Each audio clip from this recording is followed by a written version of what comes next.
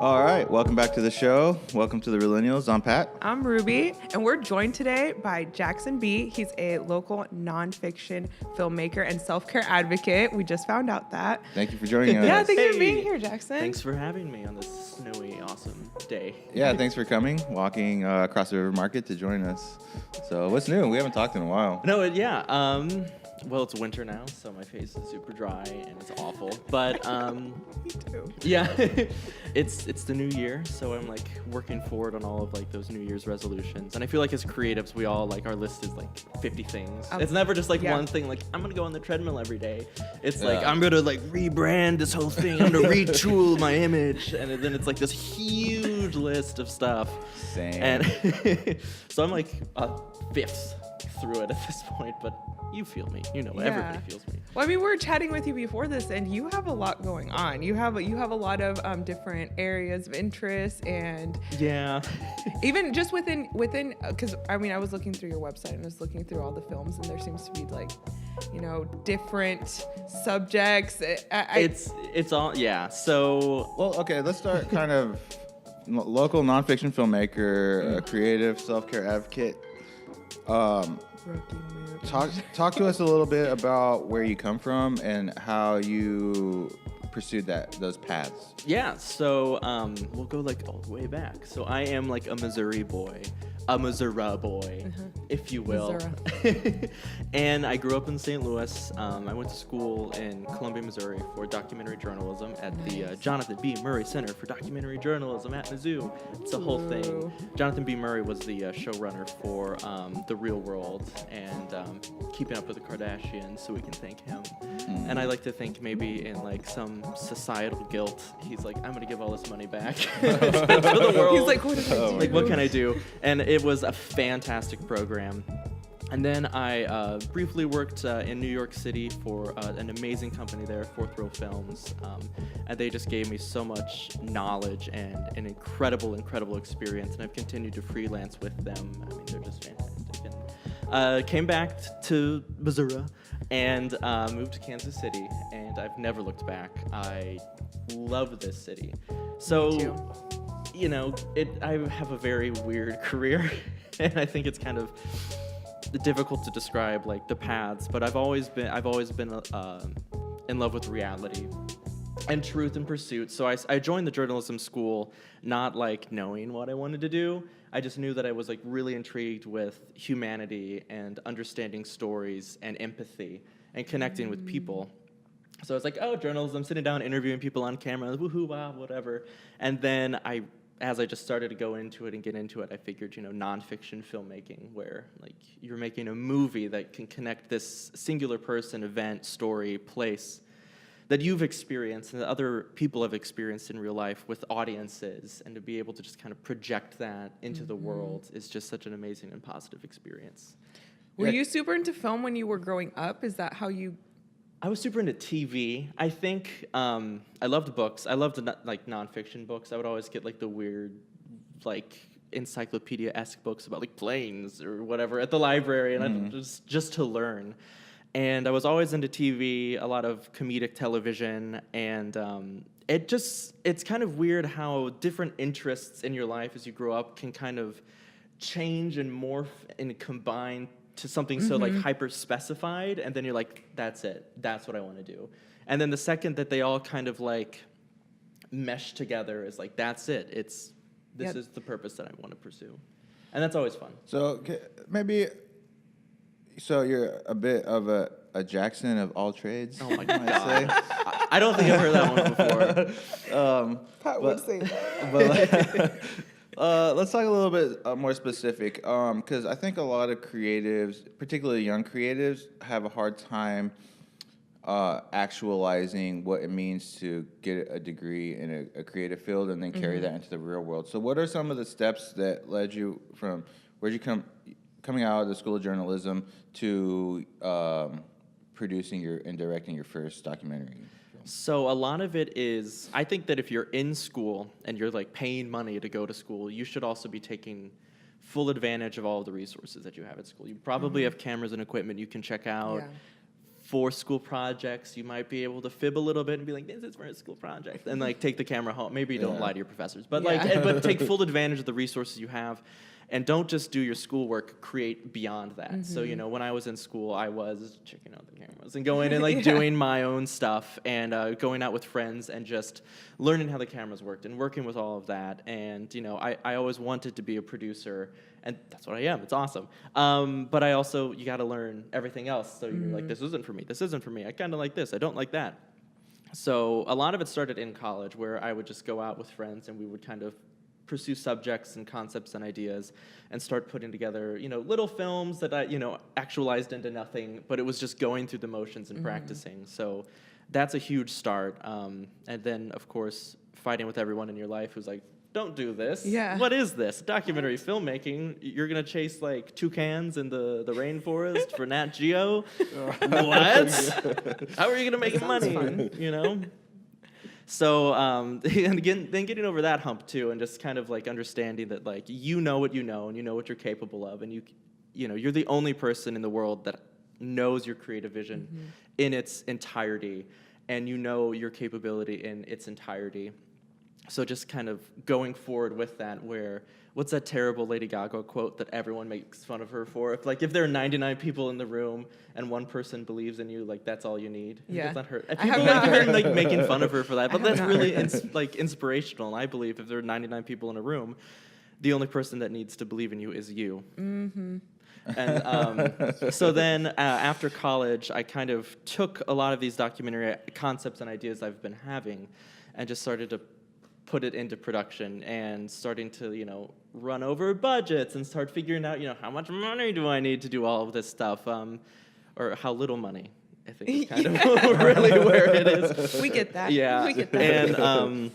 And then finding the subjects or pursuing the concepts that you want, putting together crews with people that you trust, or finding people that you trust and that you connect with creatively. So yeah, it's been hard. It's, you know, nobody goes into like documentary filmmaking to be a billionaire. You know, no one's like, this is such a lucrative career move. I'm so excited. I know exactly what's going to happen in my life. This is da-da-da-da. You go into it because you have a love and a desire to create, and everybody's connected to truth and reality in the nonfiction film world. I've digressed so far. Well, let's talk about some of the projects that you worked. What was the first professional success film that you made? So it's hard because I always give the creative weight to the creatives, so to the directors. I would say the first film that I produced directly with the director is a short called Nine Eye, and still in the film festival circuit currently. Nice. It's a short nonfiction film about the director's grandmother. She's 100 years old, and she suffers from dementia. Yeah. And it's a portrait of her, and it's also a portrait of dementia that doesn't kind of scoot around the individual. You know, a lot of these films sometimes focus directly on like everybody that is affected, if you will, by the condition and all of the caretakers. But this was kind of an examination of how a very, very strong Taiwanese immigrant grandmother of 100 years is affected by this, and the joys and the sorrows and the ups and the downs of that. And it was all shot through the lens of her grandson. And of course, they say, one, you know, don't work with your friends, and two, like, don't work with family. But I was working with my friend who was working with his family. So it was like incredibly, you know, there's so many emotions that go into filmmaking, and so many emotions that are connected to going into such a personal film that being a producer on the project wasn't like, we got to hit this deadline, we can't spend any more money, we got to have a little more empathy. It's empathetic, and I think that's a lot, you know, of what producers will tell you, is that it's all about human connection. It's not about like spreadsheets. There's a lot about spreadsheets, but it's budgeting. A lot. But it's also about that human connection with crew, cast, subjects, etc. And so that was kind of the first film where I kind of felt like every aspect of what it means to be a creative producer kind of came together. And it's been a wonderful film. We've been playing it at a lot of Asian American film festivals. That's kind of our vision. We won Best Short Documentary at the San Diego Asian American Film Festival, which was awesome. Dope. And just last weekend, the film won Audience Choice for Best Short Documentary at the Seattle Asian American Film Festival. Congratulations. It was, it was awesome. And it's really fun to kind of activate in that community. The director from the very beginning was like, this is exactly where I want this film to play, because there are other people in the Asian American community that are going through things so similar to this, in the way that like Asian American families work and in the way that, you know, love operates. So it's just really great, because that's, you know, I would say that's a solid film that we just executed really well, and it's doing exactly what we wanted to do. How does one go about watching that? Like, I mean, how do you? Yeah, like, I'm curious. Like, for example, I sent the link over to your websites, and they're like, we can't see it's real without a password and stuff like that. The password's like, on that's a Jackson being stupid with, with how he made his website. So it's definitely hard, because you want to, whenever you're kind of going around the film festival circuit, a lot of times festivals don't care about shorts. They're like, you can put it online, you can play it on TV, that's fine. And then you have other festivals that's like, you can't play anywhere, you can't do this. We really want like premiere status locally. So it really stinks, because it's like, wow, this is such an amazing film. I watch it like every week, and we're like so proud of it. We want everyone to see it. And we completed the film like way back in 2018. So it's definitely hard, but it's just a part of the process where, like, after we're kind of wrapping up the film fest circuit here in 2019, we're going to put it out for distribution. We're going to get it out online so that people can actually like watch and enjoy this film. And then there's also, if we want to do like an indie distribution where you set up, you know, special screenings, events in like Asian American centers or like elder care groups around America. And so it's all about how, when you're making a film and you sit down with it and you're like, okay, here it is, here's my little baby film. We worked so hard on it. We've been working nonstop for like a year and a half after planning and production, and you just want to go like lay down in a corner and cry. But you can't, because now you got to start to strategize how. There's a lot of work to be done after that. And then you got to look at impact and how you want it to be, who you want to see it first and why, and who you want to talk about it first and why, and the type of impact you want it to have on society and on audiences. And yeah, it's crazy that we're talking about like an under 20-minute short film about impact, but that's the reason that we do what we do. Yeah. So eventually, everything will kind of slowly start rolling out. Well, that brings up a question I guess I have about documentary filmmaking is that for us, just hearing you say that you talk about that stuff, that would be something that we would like to talk about beforehand. So, like, why are we making it? What is the impact we're hoping to have on it? But given the nature of a documentary, where you're getting maybe unexpected answers, like, how does one put together a documentary? Like, are you strategizing a storyline, or are you anticipating the X factor of people saying stuff that you're not sure? Are you designing that after the fact in post, and then you're strategizing your distribution after that? It's and this goes film by film, filmmaker by filmmaker, so this is going to be like a kind of an all-over answer. But the way that I typically operate is I work as a producer in it, so I like to support directors' visions. I've directed before. I like it. I like the films I made. Maybe not everyone likes them, but I like them. And sitting down with a director who has a creative vision, and usually, you know, if you're a creative person out there or a director out there, sometimes it's just like all over the place, and you like, and it's all about kind of sitting down and figuring out, you know, what is the story. So the rule that I was taught for documentaries is you need someone or some people that are interesting, that are doing something interesting. And if you got those two things, all you need is two things, you got a great documentary, and you've got a great story to tell. And then boom, you're good, and then you're made and you're done. No, not really.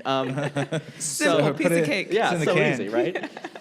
So sitting down and kind of taking a look at what is the message that we want to send? What is the perspective of the subject? So are you working with a person? Are you working with a place, an event, a concept? And that'll all kind of change how you kind of move forward in production.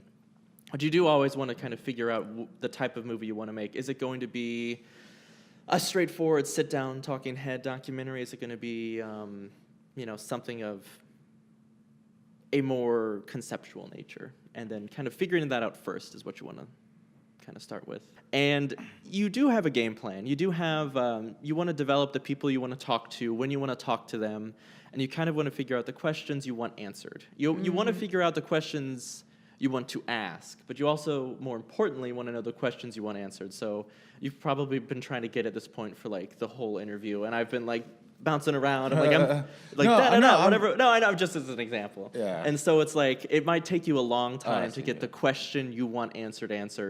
In the way that, you know, is most honest. And, you know, because if you're like, you know, what's your favorite color, Jackson? I'm like, oh, it's blue. You've got a really great quote of me saying, oh, it's blue. But then maybe we're talking for hours and we're like, it's blue because, you know, when I was a kid, you know, my parents, And it's like, there's the truth and there's the story and the honesty in that. My favorite color is blue because Thomas the Tank Engine was blue. And where is that line? At what point are the stakes different in a film because there's money, there's investment involved, when maybe the answers are not there that fit your narrative, you know, versus a journalist can go out, ask questions. If they don't get the answers, they write that in the story's gone the next day, people forget about it. But you have presumably thousands of dollars invested in the storyline, and then you got to do something, you know? And that's what a lot of people, I think, are just now starting to realize about nonfiction filmmaking, is that we are nonfiction filmmakers. We operate under the First Amendment. We are journalists. We operate within truth. But at the end of the day, we are making a movie, and it has to have a beginning and a middle and an end. And, you know, sometimes journalism doesn't have that, and it's not satisfying. Journalism's meant to, you know, hold truth to power and give accurate information, and it does that. But nonfiction filmmaking, you know, the goal is to do something wider and better. Maybe not, and better is not a good word, but something with a more breadth to it, and something that maybe connects harder to individuals, audiences, and humanity. And so if you're not, you know, getting the answers, then maybe your initial concept wasn't what the film wants to be. And I'm a big, you know, proponent of listening to the film, and we're going to get kind of hippy-dippy here. You know, you will go out to set up an amazing film, and it's about X, Y, and Z, and then you sit down and you try to make this film about X, Y, and Z, and it becomes about A, B, and C. And if you can sit there and you can force it to be about X, Y, and Z because that's what your funders want, that's what your, you know, overhead exec producers want, that's what your, you know, that's what you want. And you can do it. It'll be on a great film, perhaps. And then you see filmmakers that do that. But I think that following the story, the empathy, the truth, is far more satisfying. And so anytime that I start a project, it's sitting down with the creatives, sitting down with the backers and the people who are supporting us and kind of going through this and saying, like, yeah, this is the film that we want to make, but the film that happens might not be. You kind of have to you have to follow the story for sure. Exactly. Right. You just can't ignore things, you know, especially if you're a curious person. It's true. Well, we're gonna take a break, and we're gonna get more into filmmaking with Jackson after this break.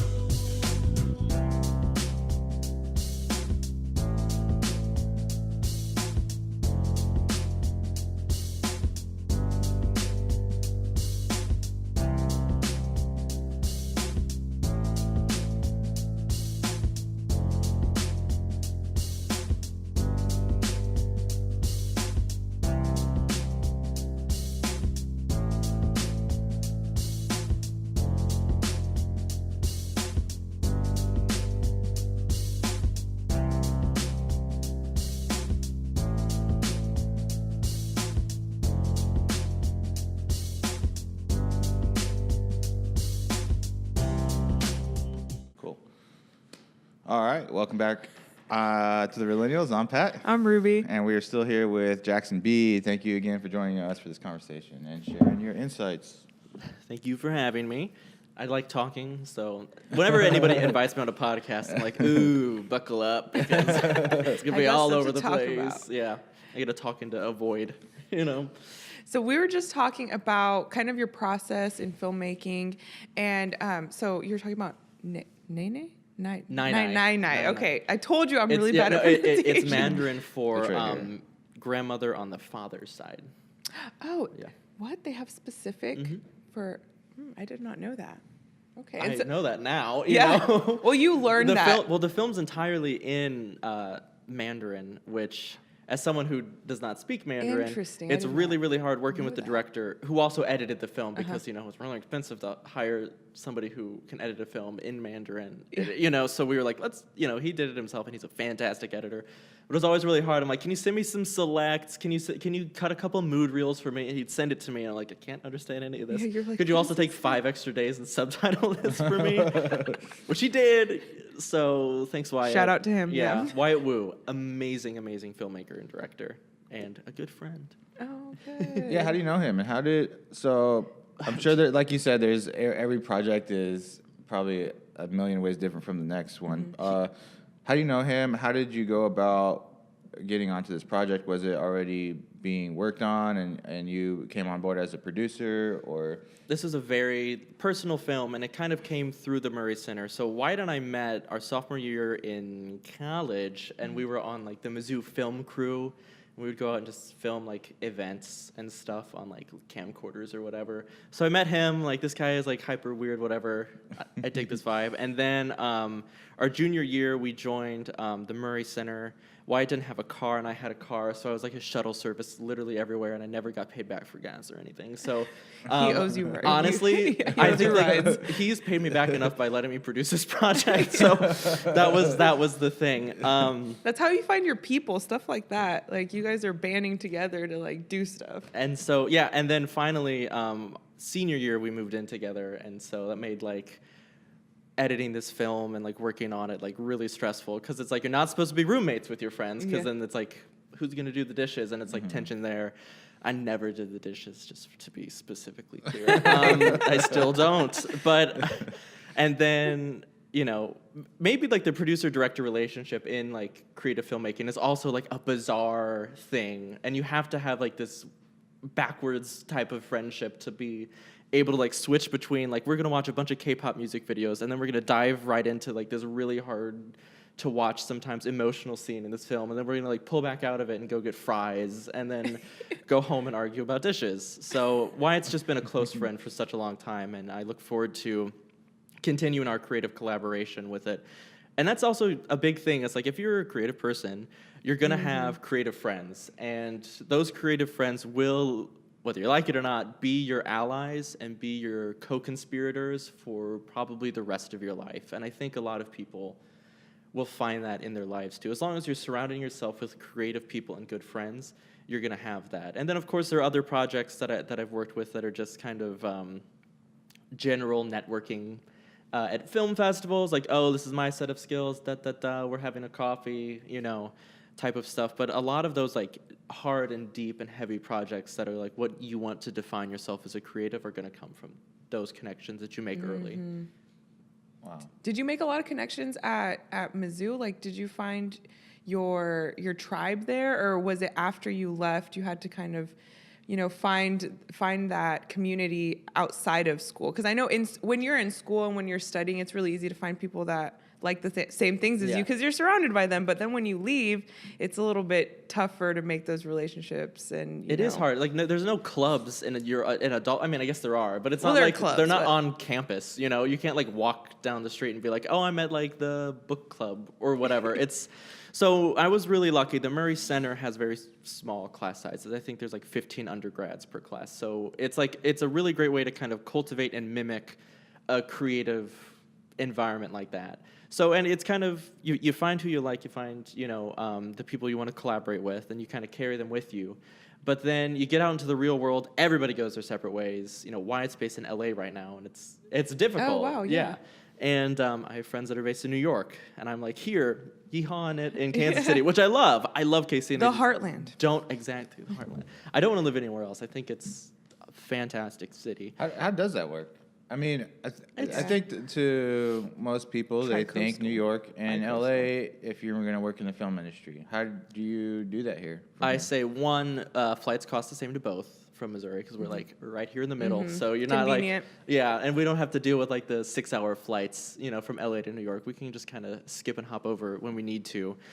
So I do get out every now and then. But a lot of it is the physical productions that I'm working on right now are all based in Kansas City. And the productions that are going to go into their actual productions soon that aren't based here, there is going to be some travel involved. And it's just another cost. That's why you got to like your directors and you got to like your co-producers because you're going to be sharing motel rooms. You're going to be in weird Airbnbs together. Yeah. That's just how it is in indie filmmaking, I think, in general. Not even just nonfiction. If anything, nonfiction just gets weirder. But that's just a part of it. But it is 2019, so we've got like huge shared Dropboxes, huge shared Vimeos, where we're just like throwing stuff together, throwing footage. Like here, work on this or listen to this 6-hour interview I did, and just like sit down at your house with all the lights turned off and listen. And so it's easy to creatively collaborate with anyone, anywhere nowadays. Especially when you just have like a solid connection where it's like if one of my friends in LA is like, hey, I want to work on this project, I need help on your end organizing and kind of executing and finding good people, like being able to have such a good rapport. I'm like, find a cinematographer, I trust you, and then, connect him with me. We can work out some of the finer details and we can kind of execute that. But you're going to travel and it's going to cost money. But I think Kansas City is filled with, especially for nonfiction films, a lot of history, a lot of stories, a lot of growth, and an enormous future. And so it's ripe for the documentary community. We've been saying this. We've been saying how we feel like the film community here is it's undertapped for sure, but we've seen it time and time again that there are a lot of creatives that want to collaborate, that want to do films. So being a filmmaker in Kansas City, how do you see that filmmaking scene growing here? And is it possible for Kansas City, maybe just Missouri in general, to compete with LA and New York eventually? Or like maybe more like an Austin or we get like Austin, Atlanta. But I do believe that. Let's go like all the way back to when, the 30s, 40s, when Kansas City was just like powering through films. I mean, there were tons of, Walt Disney worked at a film studio here. This was the film place to be in our history. He's the king of entertainment, man. Yeah, there's a reason. We even like with the jazz era. Kansas City and like this area in Missouri has been like this weird vortex for creatives. You look at like the professional actors that are really popular right now. A lot of them are from Missouri and a lot of them are from Kansas City, and it's just this weird thing that's almost indescribable. And right now it feels kind of like the creative community here, people are constantly like quitting day jobs and starting to pursue creative interests that they've had for a long time, whether they're, in their 20s like me or in like their 50s, like some like photographers that are just now starting out. It's weird that all of these individual creatives are starting to pop up. And I think easily within the next decade, I know that sounds like such a long time for our brains, but it's not at all in the context of establishing an industry.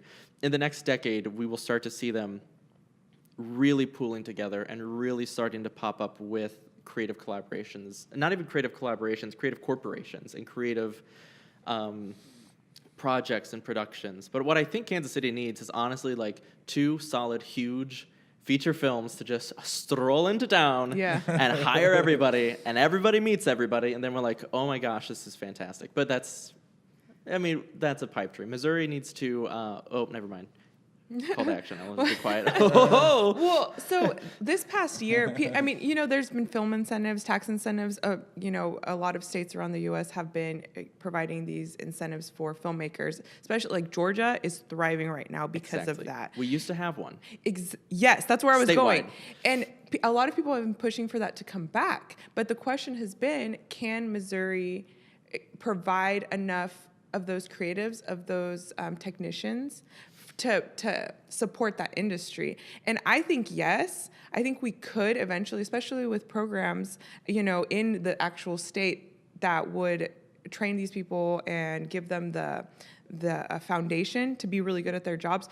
But I feel that because a lot of creatives think that the industry is based solely in LA or in New York, instead of staying here and trying to build it up, everybody just, as soon as they leave college or as soon as they're just like, oh, I'm gonna leave to LA. And so what do you think would be a good way to keep people in the state? Like, do you think people, like, especially because you went to a film school, do you think people wanted to stay in Missouri, but they had no choice because they had to leave? Or did they want to just get the heck out of I kind of did the opposite of that. When I was in school, I'm like, I'm moving to New York City. I would rather, like, you know, get run over by a train in River Market than stay in Kansas City. And then I sat down, I took stock of, like, what type of community do I want to enter? What type of filmmaking and creative universe am I going to be able to, like, activate myself in the best? And then it's like, well, Kansas City's for me. And so I stayed. And now it's, I do understand the need. I had a lot of friends from Missouri who are, like, out. They left. They got on a plane, like, day after graduation, diploma, hat still on. They're like, see you later. I don't care, whatever.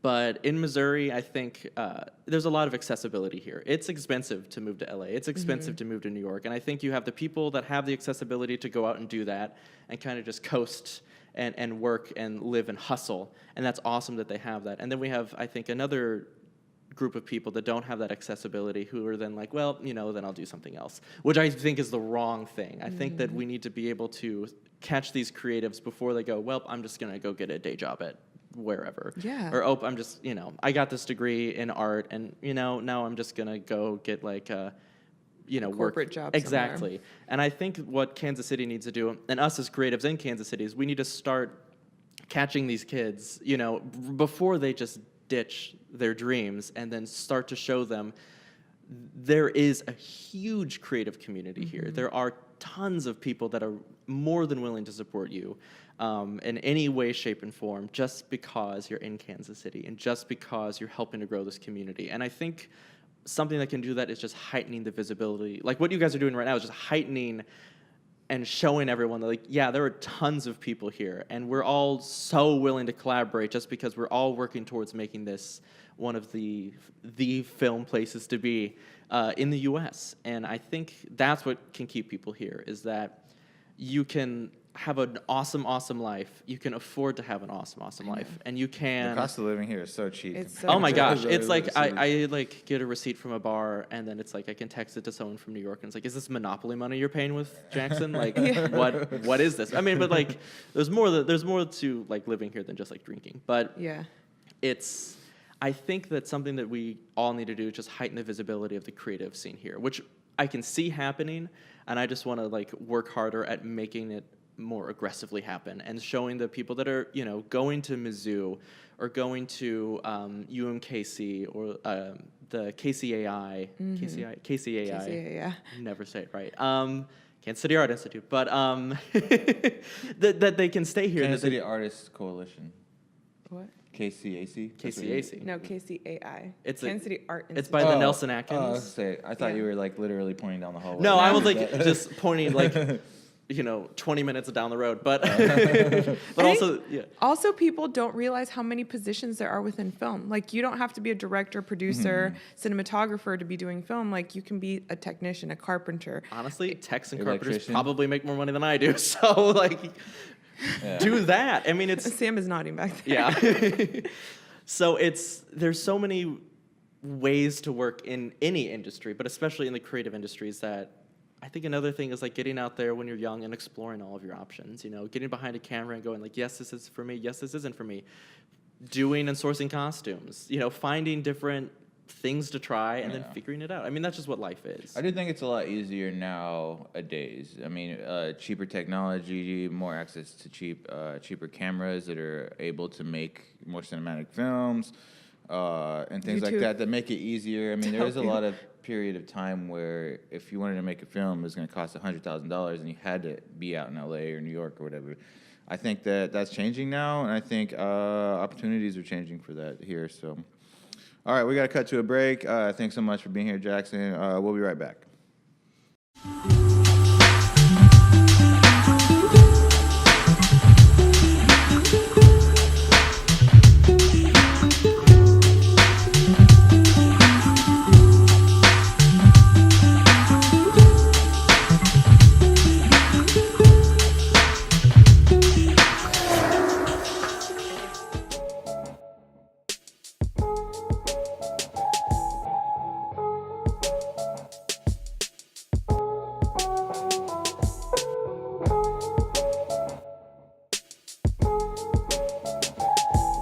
Hey everyone, welcome back to the Realennials. I'm Ruby. I'm Pat. And we're still joined here by Jackson B. We were just talking about, kind of the filmmaking scene in Kansas City and Missouri in general. But I kind of want to switch over to what you were talking about earlier about self-care. As creatives, all of us here, and we were talking about this, not with any audio or on camera or anything, but you were mentioning how we all have so many goals and so many creative projects that we want to get to, and so sometimes we do put self-care on the back burner. So as a creative, what do you use to help you stay creative and not go insane? Yeah, so I mean, first of all, the instinct that we all have is I'm going to never sleep. I'm going to stay up all night in front of my computer typing things out. I'm going to then put clothes on in the morning and go and produce this thing, and then I'm going to edit it at night, and then I'm going to stay up all night typing things out, and then I'm going to go up in the morning. And it's an endless cycle, and that's a good instinct to have. I mean, that shows that you are doing what you want to do. That shows you have the passion and you have the power and creativity to propel yourself. And so those are instincts that you really shouldn't fight.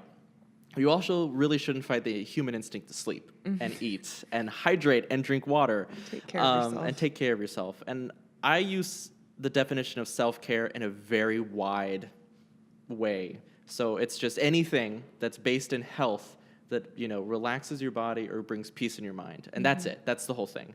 And so, and it's about finding different things that work for you, because what I do for self-care might not be the same for what you do for it. Like, I love crossword puzzles. I do the New York Times crossword puzzle daily.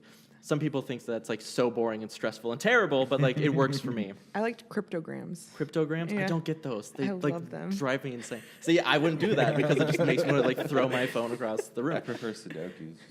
I don't understand. I'm not a math guy. If I can't do it in a spreadsheet formula, I'm not doing it. So finding what works for you. I'm a huge advocate that creative people need to sleep. Go to bed.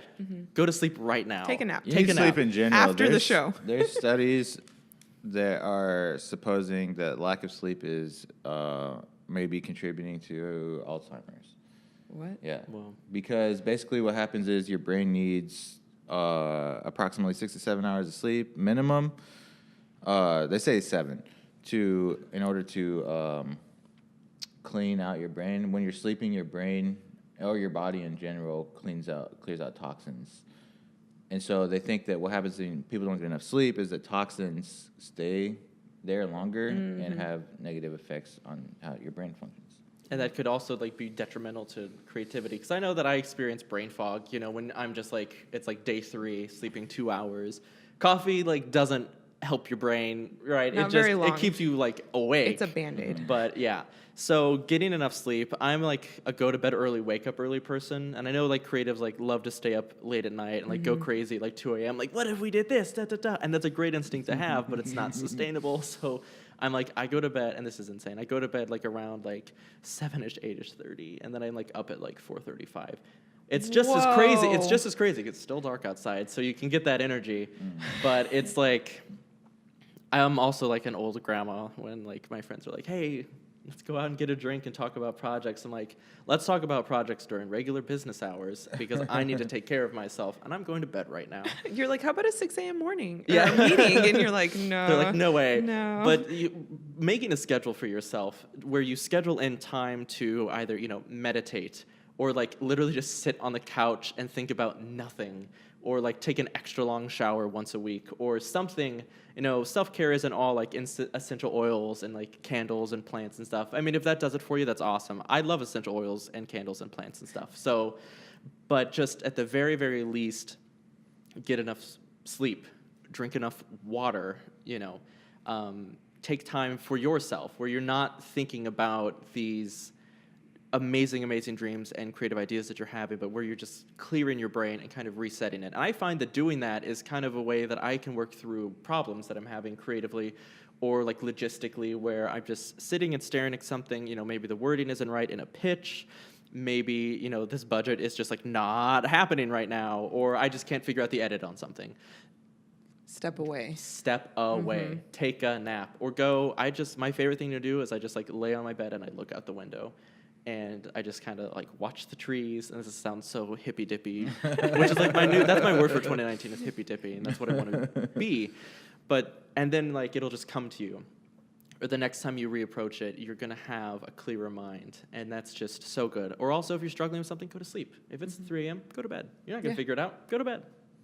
My mom used to give me that advice all the time because I'd be stressing out about like assignments or papers, and she'd be like, just put it down, it'll figure itself out. And somehow, I don't know what this is about, but most of the time that I did that, like the next day, I would be like, oh man, I did not finish that assignment. I'd show up and the teacher would be like, oh, we actually don't need to turn that in. Like every time that I did something, it would work itself out somehow. The universe rewards self-care. So my mom taught me that, like, just put it away for a little bit and it'll figure itself out. And it always has, so I agree with you. If you have an issue, if you're working through something, just take a step back and it'll work itself out and you'll be fine. It'll be fine. I used to try to tell them at my old job. Just gotta step away for a couple hours. I'll be back later today. And they were like, no. And yeah, there's a little bit. You have to stay here. An hour-long lunch break, so don't be gone all day. There's a little bit of like changing the culture too, because sometimes it's like if you're not dying from a production, are you working hard enough? And I think there's like a concept of that's like if you're not staying up all night, if you don't have like huge bags under your eyes, if you're not like pulling your hair out, then you're not working hard enough as a creative. And my goal, if anything, is to change the way that we approach that in the world of production, in the world of like creation, so that that's not rewarded as much anymore, because you're going to go through nights like that. It's going to happen no matter how hard you try. Yeah. But it shouldn't be a way of taking the temperature of how hard someone's working or how hard someone is pursuing their dream. I'm guilty of that actually from the other night where we brought in a new technician, Matthew. He's our sound guy for our bands. And it was kind of my first realization of directing somebody, or I guess the dynamic would be that I quote unquote hired him and he works for us, quote unquote. Collaborating. Yeah. But yeah, like this is ours, we own it, and so we have a level of excitement and passion for it that maybe other people don't. And so like when we're sitting here working till 1 a.m. and he's like about to fall asleep running sound, I'm like, yeah, we're doing great. Like let's keep it up. You should be excited too, And I think I will be doing a better job of like acknowledging that, like. Yeah, there's boundaries and there's self-care and things like that. I also think amongst entrepreneurs, creatives and entrepreneurs sometimes are just, the same thing. But there's something that I feel is like kind of like hustle porn. I don't, I've never heard of that term, on but Instagram, it's just like people are just like, oh, I'm hustling. Ruby's the biggest victim of that. 30th coffee of the day, you guys. Like, and you're seeing these entrepreneurs or these filmmakers, and they're just like, you're just like, when did you sleep? You've been live on Instagram for 24 hours, and you're still writing something. And so then you start to kind of internalize that a little bit, and you're like, wait, I'm not doing that so much, and they're successful. Should I be doing? Is that how you get success? I think especially because of social media. And some people don't know the process of getting, from point A to point B, and they don't see all of the messy things in the middle, that they just assume, okay, I'm going to run myself to the ground, and then that's what's going to give me success. But I do think that reflection, rest, is important to even be able to get to that point. I mean, if you physically cannot make it to Z from A, you're not going to get there. Take a few breaks, like at M or something. And that's something else that I think it's kind of like what I love doing is like I sleep a lot. I sleep enough. What you're supposed. It's not like I'm gonna sleep all day long, but I drink water. I sleep a lot. I take mental health breaks. I have my little rituals throughout the day, and because I do this, because I'm kind of in a state of creative relaxation. If I need to go and just pull a straight 48 hours, I can. And it affects me a lot less than it used to if I'm just not sleeping at all. So that's if anything, metaphorical, keeping your gas tank filled. Exactly. Mm-hmm. I have a question for you. Why, or I shouldn't say why. Are you interested in doing fiction at all? Has that ever been a consideration for you? It floats around like in my brain from time to time. Sometimes I'll sit down and like think like there are concepts there that I know that I would do. It's a thing where, nonfiction production is quite different from fiction production. Mm-hmm. Like, there are cameras, there are budgets, there's a lot of crossover, but there's a lot of stuff that's incredibly different. So I would definitely want to work on fiction productions as like a PA or production coordinator or something just to get that experience before I kind of step into that realm. But God, I just love nonfiction so much. It's the way that you can connect with people and the way that you pursue story works differently from fiction. I just think I like it more. And I know it's not for everybody. I've worked with producers who like are fiction and then like jumping over to nonfiction. They're like, this is a mess. This is insane. I don't understand it. I don't get what you're doing. Yeah. And I need coffee. Yeah. So I think in the future maybe there's fiction there. But right now I've just got a lot of stuff cooking that's in the nonfiction world that I'm so excited for. So I'm gonna at least stick here for a while. What are some inspirations in the nonfiction realm that you've had? Or was there ever a documentary or something that you watched that you were like, oh my gosh, I want to do that? I'm trying to think of, because this is always hard to like put somebody on the spot. Like, have you seen? And I also don't like being that person. It's like, oh, you haven't seen X, Y, Z movie? Some avant-garde stuff. You clearly aren't a filmmaker. Although I do, one of my favorite documentaries is Paris is Burning. And I think it was kind of the first documentary that I saw when I was younger that wasn't like a History Channel documentary with like, I'm historian A and I'm historian B. Here's a reenactment. There's a reenactment. Here's a picture of a map. Yeah. Here's scrolling over, you know. And that was kind of the first time I was like, okay, this is a movie. The storyline isn't in your face. It's and it's, you know, if you've seen Paris is Burning, it's kind of divided up into like a glossary for like the drag and queer community terms that were used back in the day that we still use today, which is crazy. So if you go back and you watch that film, you're like, oh my gosh, shade existed at this time, and like, yeah, it was just used in like communities of color and like queer communities of color, and then everybody just took it like everything else, and so it's but that was kind of the first film that I was like, this is something more. There's something a little more to this. And then I started like examining other movies within that context and starting to see like, all right. And then you kind of go from there and you start looking up like best documentaries of all time. And then what I would say is like somebody sits down, people say, or at least a few years ago was like, my favorite documentary film was Blackfish. And that was kind of like the ha ha ha ha term in the doc community. It's like, oh, you like Blackfish? Wow. Have you seen a movie? Really? Hey, I cried during that. Oh, really? No. But, you know, watching a documentary film and then watching kind of like a piece of journalism like that, is that there is a difference. And people are just now starting to kind of realize that, you know, there's the Michael Jackson documentary that's out here that's debuting on HBO tonight. Oh, yeah. And there's a lot of controversy surrounding it. And a lot of that controversy comes from this film is being seen by people who haven't seen that type of nonfiction film. And they are expecting a piece of just hardcore journalism. And 2020, 60 Minutes. Exactly, which is it's not that film. I haven't seen it yet. It did not go to Sundance this year because I was busy. But dang, too busy for Sundance. Oh my god. Us too. We're too busy for Sundance too, to be honest with you. Searching for Sugarman. The about the musician. I haven't seen that one. Oh, I want to. Oh my goodness. Yeah. That blew my mind. But it's, you know, it's like that different type of storytelling that people just aren't used to. And so that's what made me fall in love with nonfiction filmmaking, is that it doesn't have to just be that, you know, not knocking History Channel. I'm like working through this old 2006 BBC World War II documentary. It's just like old footage and a narrator. I'm loving it for some reason. It's like really good, like it's just good storytelling. I don't know. It goes against everything I just said. But kind of, I think that's just the world that I like to operate in. And I think that a lot of it's also like nonfiction film literacy, like how having people sit down and like, this is not what a documentary has to be. You can watch a film like Casting John Bonet or like Bisbee 17, which I worked on, which like these tell a story with elements of like fiction and setup and bizarrety that isn't what you're used to. So I encourage people to watch those kind of films. Awesome. Well, that's fantastic. Thank you so much for joining us. That was a great conversation.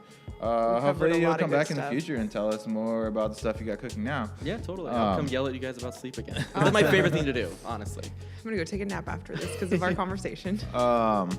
Where can people find your stuff? Sure. So you can find about me at Jackson Bollinger, BOLLINGER.com. All of my film is at Apollonian Films, so we'll spell that APOLLONIAN Films.com. We'll have all the links below. Yeah, and then I have an upcoming brand called Wild Peony Self Care, which is just an advocacy and a small like retail pop-up that's just getting out there and doing exactly what I just did to you guys. Like you need to just being everybody's mom and just going go to bed, drink your water, have your food, and I'm really excited about that. We're launching in April. Oh, awesome. Thanks again for being here. That was such a great conversation. You can find the Realennials on all social media platforms as well. And, you know, if you guys have any questions or want to talk about anything specific, email us at therealennials@gmail.com. Again, this is the Realennials Podcast. I'm Ruby. I'm Pat. Thanks for joining us. Bye.